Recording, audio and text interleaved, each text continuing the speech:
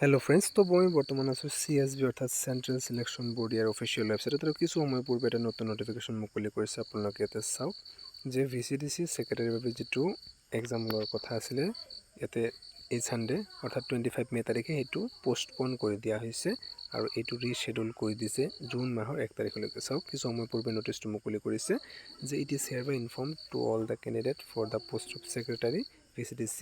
that the scheduled written examination to be held 25 May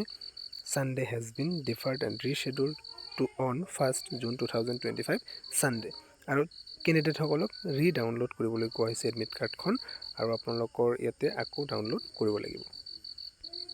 তো বহুতো ক্যান্ডিডেটৰ ইয়াতে ডাউনলোডৰ এডমিট ডাউনলোডৰ ক্ষেত্ৰত প্ৰবলেমো হৈ আছিল গতিকে তেওঁলোকৰ এতিয়া তাকো টেনচন কৰিব নালাগে ইয়াতে আপোনালোকে ৰি-ডাউনলোড অৰ্থাৎ পুনৰ এডমিট কাৰ্ড ডাউনলোড কৰিব লাগিব আৰু সেই এডমিট কাৰ্ড এতিয়া কোনো কামত নালাগে আপোনালোকৰ ৰি-ডাউনলোড এডমিট কাৰ্ড অৰ্থাৎ পুনৰবাৰ ডাউনলোড কৰিব লাগিব